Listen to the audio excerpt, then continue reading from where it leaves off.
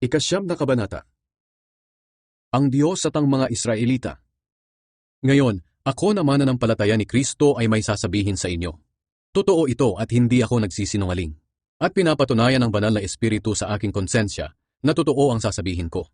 Labis akong nalulungkot at nababalisa para sa aking mga kalahi at kababayang Hudyo. Kung maaari lang sana, ako na lang ang sumpain ng Diyos at mahiwalay kay Kristo. Maligtas lang sila. Bilang mga Israelita, itinuring sila ng Diyos na kanyang mga anak. Ipinakita niya sa kanila ang kanyang kadakilaan. Gumawa ang Diyos ng mga kasunduan sa kanila. Ibinigay sa kanila ang kautusan. Tinuruan sila ng tunay na pagsamba. Maraming ipinangako ang Diyos sa kanila. Ang kanilang mga ninuno'y mga pinili ng Diyos, at nagmula sa kanilang lahi si Kristo nang siya'y maging tao. Ang Diyos na makapangyarihan sa lahat, na dapat purihin magpakailanman. Amen. Hindi ito nangangahulugan na hindi natupad ang mga pangako ng Diyos, dahil hindi sila sumampalataya. Sapagkat hindi naman lahat ng nagmula kay Israel ay maituturing na pinili ng Diyos. At hindi rin naman lahat ng nagmula kay Abraham ay maituturing na mga anak ni Abraham. Sapagkat sinabi ng Diyos kay Abraham, ang mga anak lang na nagmumula kay Isaac ang mga lahi na aking ipinangako. Ang ibig sabihin, hindi lahat ng anak ni Abraham ay itinuturing na anak ng Diyos, kundi ang mga anak lamang na ipinanganak ayon sa ipinangako.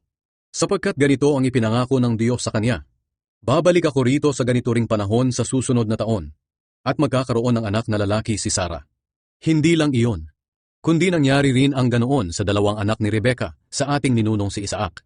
Ipinakita rin ng Diyos na hindi lahat ng nagmula kay Abraham ay itinuturing na mga anak niya. Bago pa man ipanganak ang kambal, sinabi na ng Diyos kay Rebecca, maglilingkod ang nakatatanda sa nakababatang kapatid.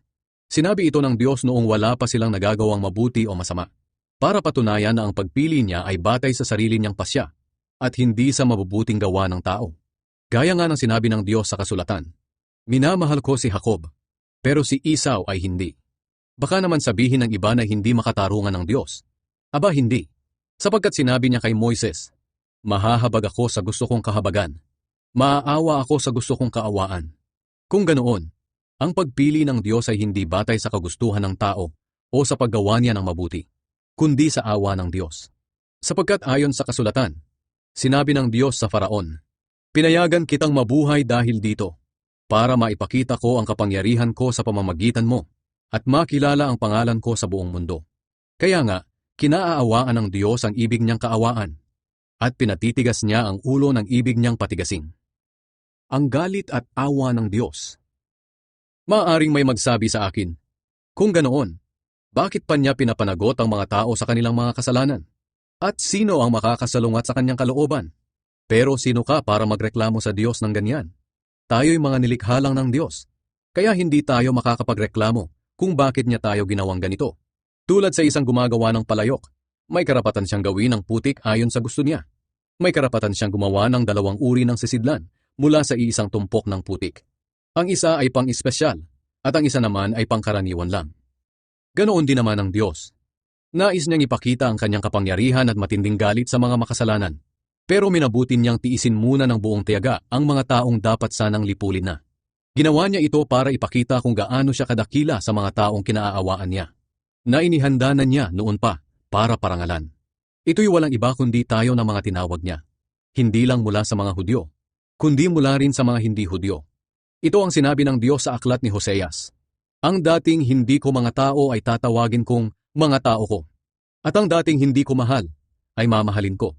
At sa mga sinabihang, kayo'y hindi ko mga mamamayan, sila'y tatawaging mga anak ng Diyos na buhay. Tungkol naman sa mga Israelita, sinabi ni Propeta Isaias, kahit na maging kasindami pa ng buhangin sa tabing dagat ang lahi ni Israel, kakaunti lang sa kanila ang maliligtas, dahil mabilis at matindi ang gagawing paghatol ng Panginoon sa mga tao sa mundo. Sinabi rin ni Isaias, kung ang Panginoong makapangyarihan ay walang itinira sa ating lahi, natulad na sana tayo sa Sodom at Gomora.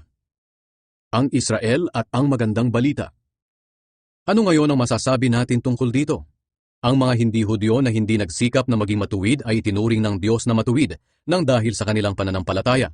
Pero ang mga Hudyo na nagsikap na maituring na matuwid sa pamamagitan ng pagsunod nila sa kautusan ay nabigo. Bakit sila nabigo? Sapagkat nagtiwala sila sa kanilang mga gawa at hindi sila sumampalataya kay Hesukristo. Natisod sila sa batong nakakatisod. Gaya nga ng sinabi ng Diyos sa kasulatan, maglalagay ako sa Sion ng batong naging katitisuran sa mga tao at nakakapagpadapa sa kanila, pero hindi mapapahiya ang mga sumasampalataya sa Kanya.